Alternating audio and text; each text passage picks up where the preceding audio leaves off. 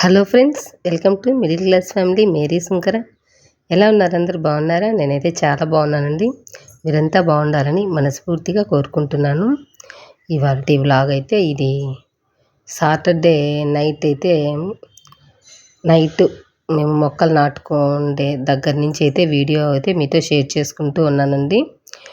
Video నచ్చితే ఖచ్చితంగా like చేయండి. ఎవరైనా మొదటిసారి నా వీడియోస్ చూస్తున్నట్లయితే సబ్స్క్రైబ్ చేసుకొని బెల్ ఐకాన్ క్లిక్ చేసి ఆల్ అని సింబల్ క్లిక్ చేశారంటే నా నోటిఫికేషన్స్ మీ వరకు వచ్చేస్తాయండి.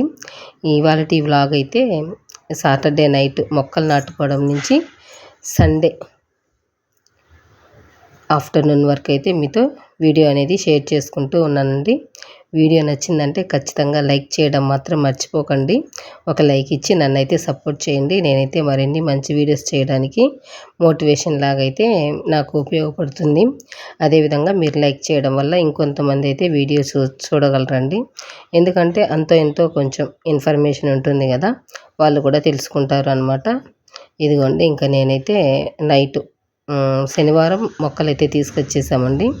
వర్షం పడింది 3:30కి అలా. మళ్ళా ఒక 6 నుంచి వర్షం అయితే ఆగిపోయిందండి. మొత్తం మంచిగా ఆరిపోయింది, ఇంటి ముందంతాను ఆరిపోయింది. ఆ తర్వాత ఇదిగోండి కవరు వేసుకొని నైట్ అండి, ఇంకా మేము ఇంకేం తినలేదనమాట. పూరి అయితే తిన్నాం కదా, ఇంకా ఆకలి కాలేదు అన్నారు మా ఆయన అయితే.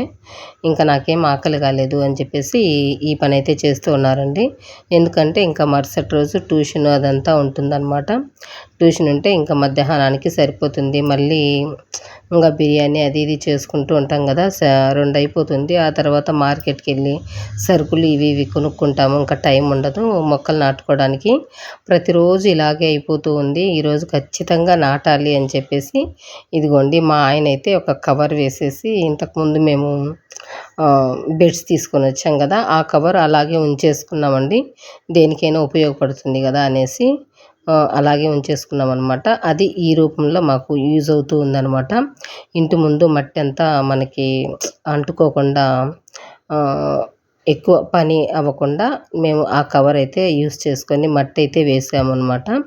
2-3 మూటలు అయితే వేసామండి మట్టి.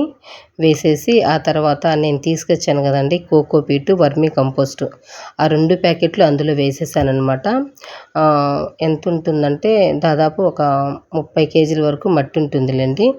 అంటే 25 కేజీలు కదా మూట, దానికి కొంచెం కొంచెం అది ఒక 18, ఇది ఒక 18 అలా ఉండొచ్చు అనమాట. 18 అట్లా మొత్తానికైతే దానికి మేము వేసుకునే కోకోపీటు, వర్మీ కంపోస్ట్ అయితే సరిపోతుంది నాకు తెలిసి, వాళ్ళు చెప్పిన దాన్ని బట్టి. అందుకనేసి మేము వర్మీ కంపోస్టు, కోకోపీట్ అయితే సరిపోదులేండి. కాకపోతే లూజ్గా ఉంది మట్టి మాత్రం బాగుందనమాట. దానివల్ల కోకోపీటు ఈ వర్మీ కంపోస్ట్ వేస్తానే ఇంకా కొంచెం మట్టి బాగా పొడిగా అయితే రాలుతూ ఉందనమాట.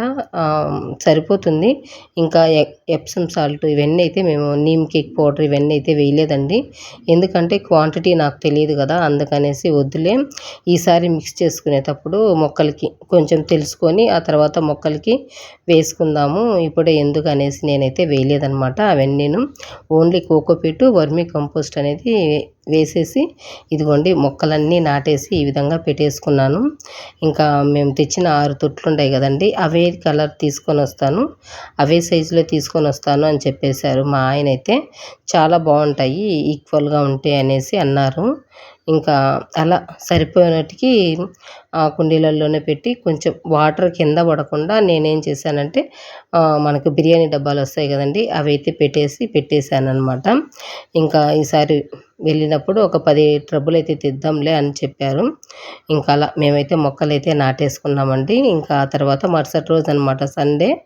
ఇంకా మార్నింగ్ అయితే ఇంకా మార్నింగు ఏదో చేశాను కానీ గుర్తయితే లేదండి నాకు. సండే గుర్తులేదు. మొత్తానికైతే తిన్నాము.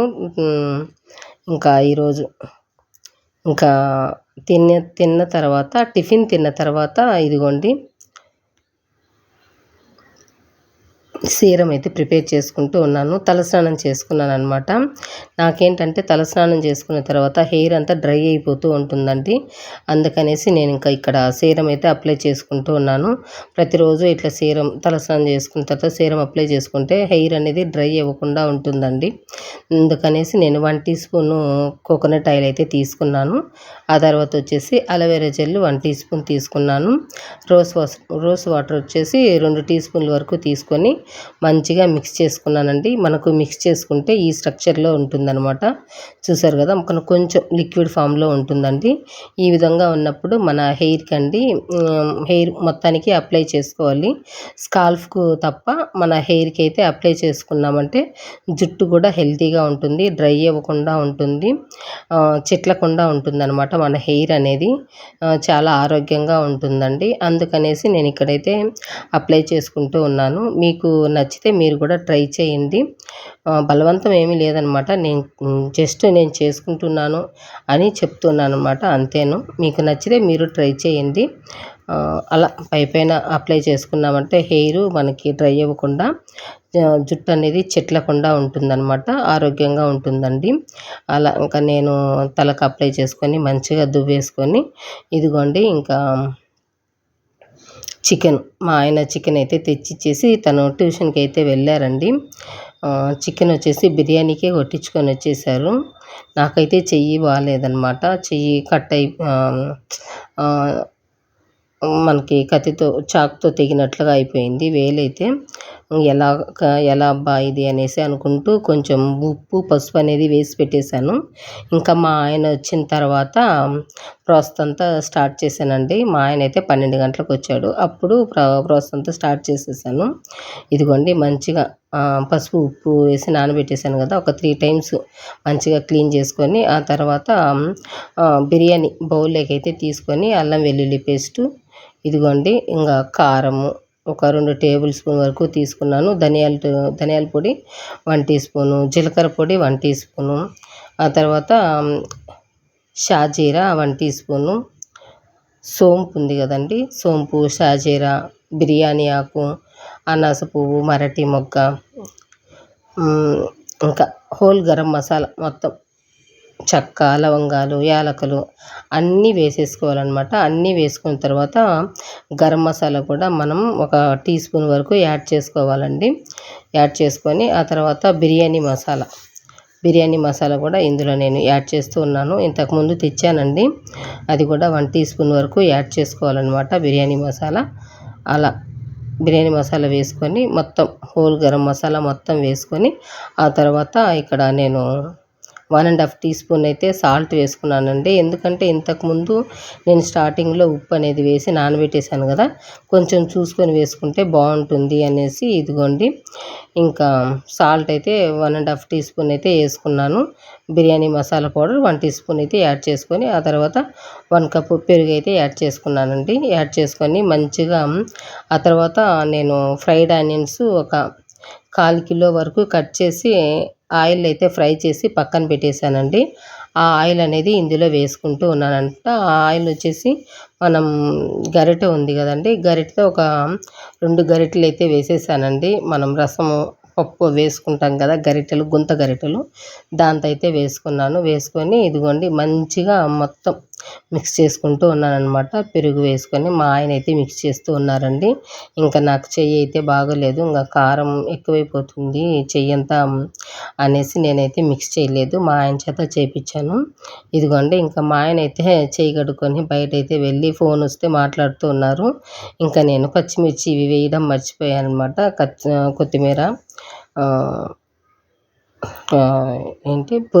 కొత్తిమీర, పుదీనా, పచ్చిమిర్చి ఇవి కూడా వేసి మంచిగా మిక్స్ చేసేసుకోవాలండి. మిక్స్ చేసుకొని పక్కన పెట్టుకున్నామంటే మంచిగా అది ఆ ముక్కలకు పడుతుందనమాట. టేస్ట్ చాలా బాగుంటుంది. ఆ విధంగా కలుపుకొని పక్కన పెట్టుకున్న తర్వాత మనం రైస్ కూడా ఇక్కడ మంచిగా క్లీన్ చేసుకొని నానబెట్టేసుకోవాలండి. నేనైతే 1½ గ్లాస్ అయితే బియ్యం నానబెట్టేసుకున్నాను. అంటే ఒక 3/4 కేజీ వరకు ఉంటుందండి రైస్ అయితే. 1/2 కేజీ, 3/4 కేజీ అటు ఇటు ఉంటుందనమాట. ఎందుకంటే ఒక పూటకే చేశాను. ఎక్కువ తినంలేండి. మా ఆయన నేనైతే తినం. మా బాబు ఒక్కటే తింటాడు. అందుకనేసి తక్కువే చేశాను. మళ్ళీ ఎక్కువ చేస్తే మిగిలిపోతుందనేసి 1.5 గ్లాసు మనం బియ్యం కొలుచుకుంటాం కదా! ఆ గ్లాస్‌తో 1.5 గ్లాస్ అయితే తీసుకున్నాను. తీసుకొని మంచిగా నానబెట్టేసి ఇదిగోండి వేరే గుండం తీసుకొని మనం రైస్ కన్నా ఎక్కువగా వాటర్ అయితే తీసుకోవాలనమాట. ఒక 5 గ్లాసుల వరకు వాటర్ తీసేసుకొని మంచిగా ఇవి నానిన తర్వాత హోల్ మనకు గరం మసాలా, చెక్క, లవంగాలు, మిరియాలు, ఆహ్, యాలకులు ఇవి వేసేసి నేనైతే మంచిగా ఉడికించుకున్నాను. ఉడికించుకున్న తర్వాత ఆయిల్ కూడా వేసేసానండి. ఆయిల్ వేసుకొని ఇదిగోండి రైస్ కూడా వేసేసాననమాట. ఈ విధంగా మనం రైస్ ఉడికించుకోవడం వల్ల మెతుకనేది అంటుకోకుండా మనకి పొడి పొడిగా ఉంటుందనమాట. ఆయిల్ వేసుకోవడం వల్ల. ఇదిగోండి ఆయిల్ వేసుకొని రైస్ వేసుకున్నాను. అందులో మంచిగా వాటర్ అంతా తొర్లిన తర్వాత రైస్ అయితే వేసుకున్నానండి. రైస్ వేసుకొని మంచిగా ఉడికించుకున్నాను. ఒక 90% అయితే ఉడికిపోయాయండి. రైస్ అయితే మనకి అన్నం ఉడికిపోయింది. ఒక 10% మాత్రమే ఉందనమాట. ఆ స్టేజ్‌లో ఉన్నప్పుడు ఇదిగోండి ఇంకా మనం ఇదంతా మిక్స్ చేసి పెట్టుకున్నాం కదా! ఆ తర్వాత ఫ్రైడ్ ఆనియన్స్ పైన వేసేసుకొని రైస్ కూడా నేను వేసుకుంటూ ఉన్నాననమాట. రైస్ మొత్తంగా ఈ విధంగా నేను 2 లేయర్స్ వరకు వేసుకున్నానండి. ఫస్ట్ లేయర్ వేసుకొని ఆ తర్వాత ఆనియన్స్, కొత్తిమీర, పుదీనా అయితే యాడ్ చేసుకున్నాను. ఆ తర్వాత మళ్ళీ రైస్ వేసి దానిపైన మళ్ళీ కొత్తిమీర, పుదీనా యాడ్ చేసుకొని నెయ్యి కూడా యాడ్ చేసుకొని మనం గ్యాస్ మీద పెట్టేసి ఒక 10 మినిట్స్ హై ఫ్లేమ్‌లో ఉడికించుకోవాలండి. ఒక 10 మినిట్స్ మనం దగ్గరే ఉండాలనమాట. ఒక 10 మినిట్స్ అయిన తర్వాత స్లో అండ్ మీడియం ఫ్లేమ్‌లోకి పెట్టి ఒక 30 నిమిషాలు ఉడికించుకున్నాము అంటే మనకు రైస్ అనేది మంచిగా ఉడికిపోతుందండి. అది మనం స్టవ్ పైన పెట్టేసి ముందుగానే మొత్తం ఈ విధంగా సర్దేసుకోవాలి. ఎందుకంటే ఆల్రెడీ మనకి రైసు 90% ఉడికిపోయింది కదా! ఇంకా రైస్ ఉడకాల్సిన పనేం లేదు. ఆ హీట్‌కే ఉడికిపోతుంది. ఇంకేమైనా ఉంటే మనకి కింద చికెన్ మాత్రమే ఉడకాలండి. చికెన్ ఉడకడానికే మనం 10 మినిట్స్ హై ఫ్లేమ్‌లో పెట్టుకోవాలి ముందైతే. అదిగోండి హై ఫ్లేమ్‌లో పెట్టేసి ఆ తర్వాత మూత పెట్టేసేయాలనమాట. మూత పెట్టేసి మనం ఎక్కువ వాటర్ తీసుకొని పైన పెట్టాలండి. అంటే అది పొంగకుండా అందులోంచి ఆవిరి బయటికి రాకుండా పైన వాటర్ పెట్టేసుకున్నాము అంటే అన్నం మంచిగా ఉడికిపోతుందనమాట. 10 నిమిషాల తర్వాత లో అండ్ మీడియం ఫ్లేమ్‌లో ఒక 30 మినిట్స్ పెట్టేసుకున్నామంటే రైస్ మంచిగా ఉడికిపోతుందండి. నేనైతే అలా ప్రిపేర్ చేసుకున్నాననమాట. మీకు కూడా నచ్చిందనే అనుకుంటున్నాను. నచ్చితే లైక్ చేయండి. నెక్స్ట్ వీడియోతో మళ్ళీ కలుసుకుంటా. థ్యాంక్ యూ అండి.